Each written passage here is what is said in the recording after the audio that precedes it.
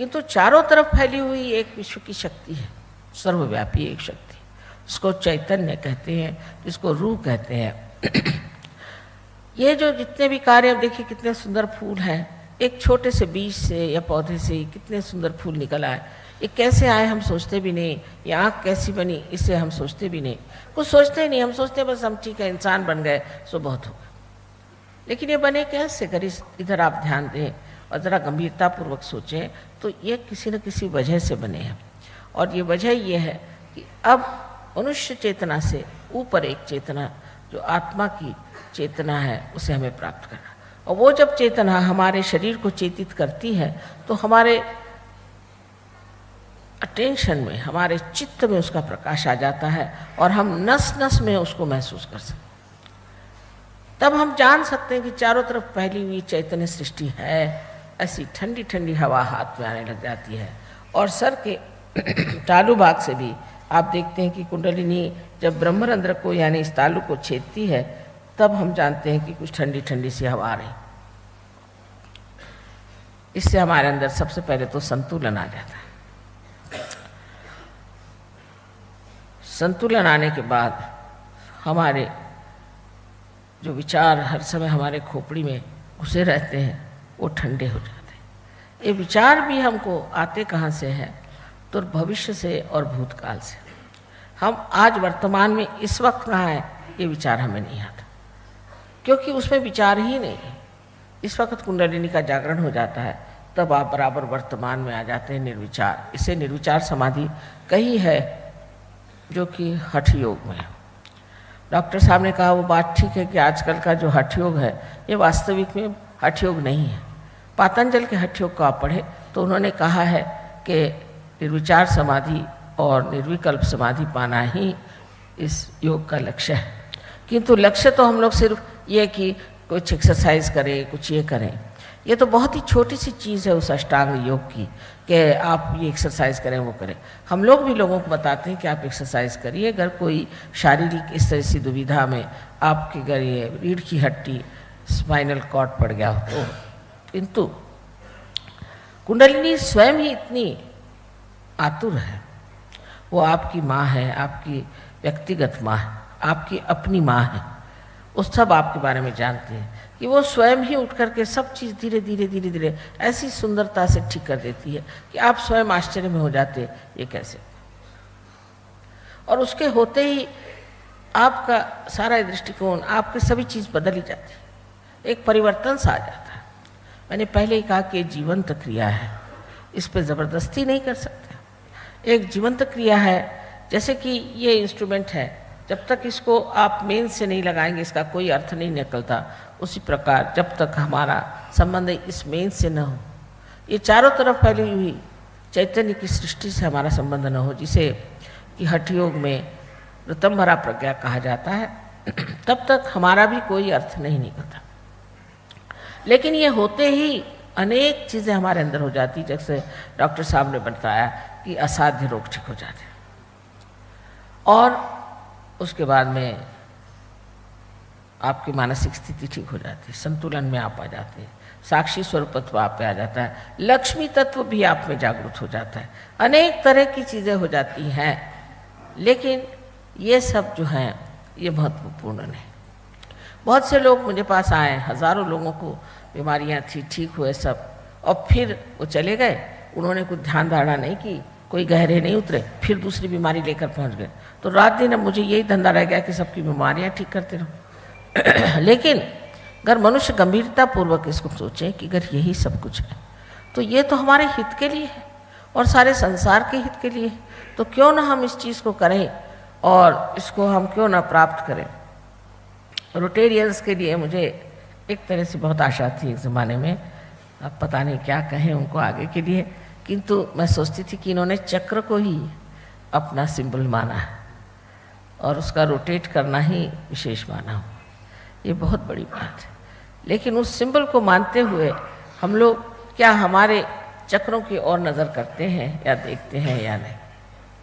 जिस दिन ये चक्र खराब हो जाएंगे उस दिन शारीरिक, मानसिक और बौद्धिक भी अनेक प्रश्न ऐसे आपके सामने खड़े हो जाएंगे कि लोग कहेंगे ये असाध्य है, इसका कोई सल्यूशन नहीं।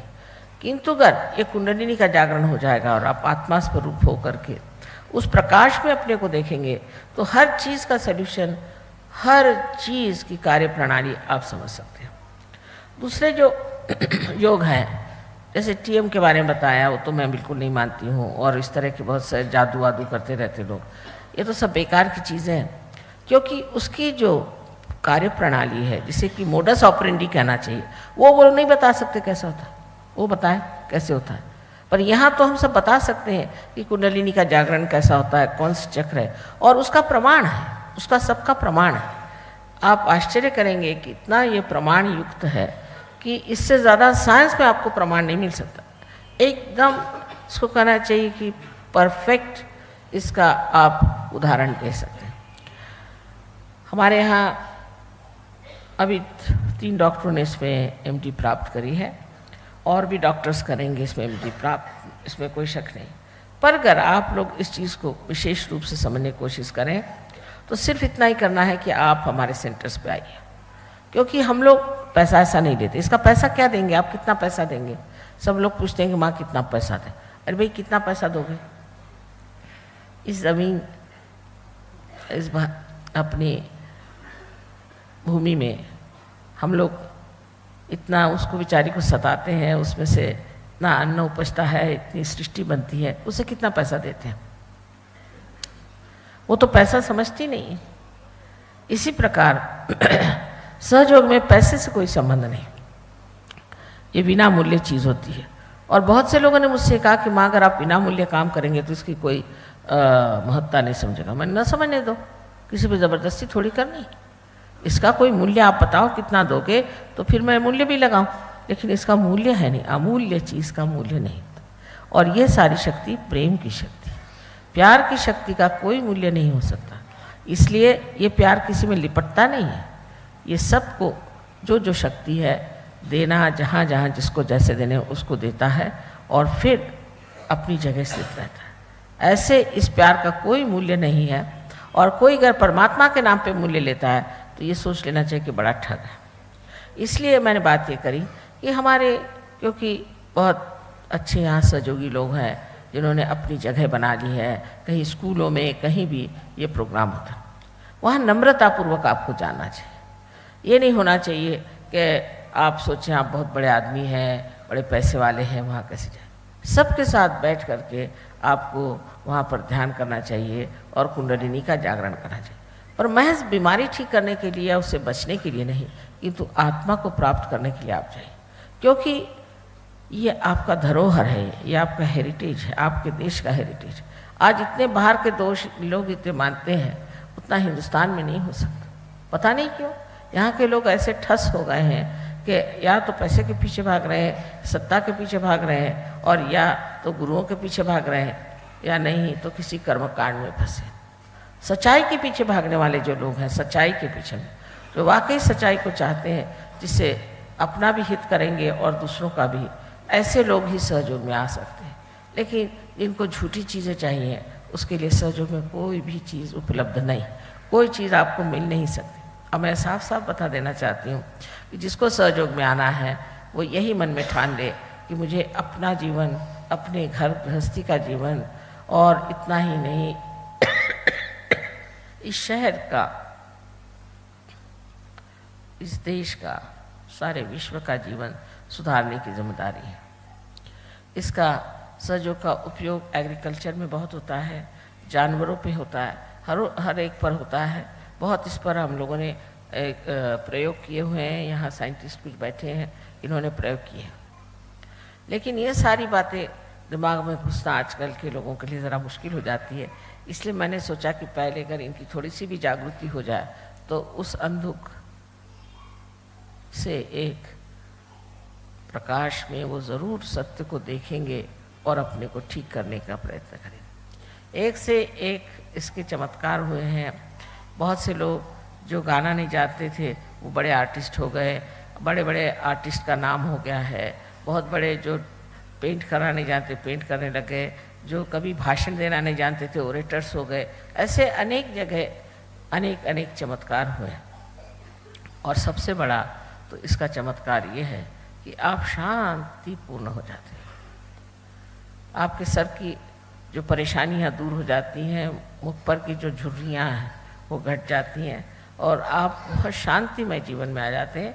और उस शांतिमय जीवन में आकर के आप एक आनंद के सागर में आ जाते हैं। इसकी अनेक बातें आपको बताने की है कि क्या क्या हो सकता है, किंतु आज समय इतना नहीं कि मैं आपको सारी बातें बताऊं। वास्तविक मुझे पता ही नहीं था कि आज का प्रोग्राम भी कोई बनाया हुआ है। बहरहाल जो भी हो, इतने थोड़े समय में भी काफ़ी बातचीत हो चुकी है। इसमें जो सबसे बड़ी बात है वो ये जानना चाहिए कि ये हम किस तरह से जानते हैं कि दूसरे आदमी को क्या परेशानी है और हमको क्या। तो जिस वक्त जागृति होती है तब हमारे ये 5 चक्र, 1 2 3 4 5 और 6 और 7 चक्र, और इसी प्रकार राइट हैंड में ये सारे जागृत हो जाते हैं। इतना तो ज़रूर मेडिकल साइंस कहती है कि सिंपैथेटिक नर्वस सिस्टम की एंडिंग्स यहाँ पर आए, कि तो इससे आगे नहीं जानते। तो ये जागरूक हो जाने से हमें पता होता है कि ये मानसिक स्थिति को बताता है और ये शारीरिक और बौद्धिक स्थिति को बताता है। उसके बाद जब आप किसी के भी और हाथ करें तो आप जान सकते हैं कि कौन से चक्र पकड़ रहे हैं इनके ऊपर, उस पर इशारे आते हैं। माने ये कि आपको कहीं गर्मी लगेगी, कहीं आपको ऐसा लगेगा कि कुछ चुनचुना रहा है, कहीं लगेगा फ्रीजिंग है। बहुत छोटे बच्चों को तक मालूम हो जाता है। और उसके बाद में आप अगर इतना जान लें कि किस तरह से ये तकलीफ़ें दूर हटाई जाए तो आप आसानी से कर सकते हैं। दूसरा यह है कि आत्मा का जो प्रकाश हमारे चित्त में आ जाता है, उससे हम कलेक्टिवली कॉन्शियस हो जाते हैं। माने ये कि दूसरों के बारे में हम जान सकते हैं, जिसको कि आप सामूहिक चेतना कहें। दूसरा कोई रह ही नहीं जाता, आप सबको अपने हाथ पे महसूस कर सकते हैं, अपने को भी महसूस कर सकते हैं। अगर किसी को बीमारी शुरू भी हो गई, फौरन उसको पता हो जाता है और वो बता सकता है कि मुझे क्या बीमारी है। दूसरी चीज़ यह है कि इस चित्त को आप जहाँ भी लगाएं, वो चित्त जो है खुद ही डायनामिक हो जाता है। जब आदमी ऊंची दशा में पहुँच जाता है तो उसका एक कटाक्ष भी काफ़ी है। एक कटाक्ष से भी वो कुंडली का जागरण कर सकता है क्योंकि आपके अंदर ये शक्ति आ जाती है कि आप कुंडलिनी का जागरण खुद कर सकते हैं। खुद आप दूसरों की कुंडलिनी अपने हाथ से उठा सकते हैं। या आपके अंदर ये शक्ति आ जाती है। और फिर आप बात जब करते हैं तो तृतीय पुरुष में करते हैं। आप ऐसा नहीं करते कि मैं कर रहा हूँ, आप कहेंगे चढ़ती नहीं है, उठती नहीं है, ये बनती। तृतीय पुरुष में आप बात करते हैं, आपका अहंकार जो है ढक जाता है, पूरी तरह से वो ढह जाता है, बचता ही नहीं। और उसी तरह से अपने कुसंस्कार भी इस प्रकाश में हट जाते हैं। माना कि इस प्रकाश में आप सब कुछ देख रहे हैं, लेकिन अगर कोई आदमी अंधेरे में खड़ा सांप को पकड़े कहे कि यही एक मेरे पास में डोर है, आप कहें भाई वो सांप है, नहीं नहीं तो डोर है, तो वो मानेगा ही नहीं।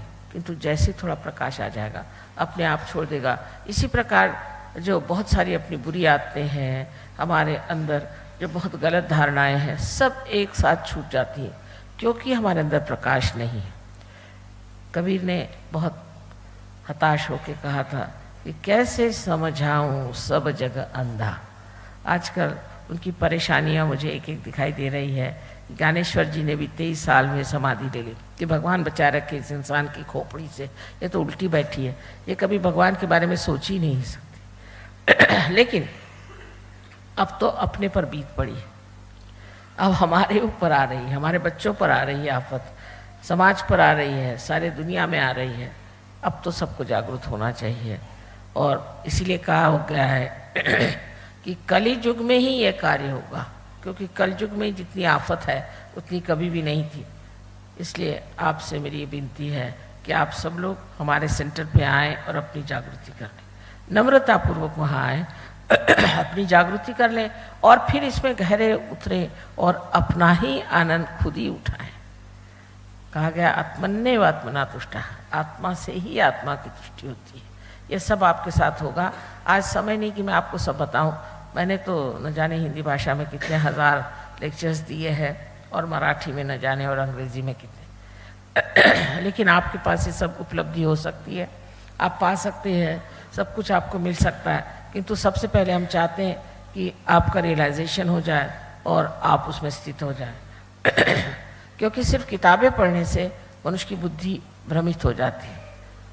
किताबी नॉलेज से कुछ फ़ायदा नहीं है।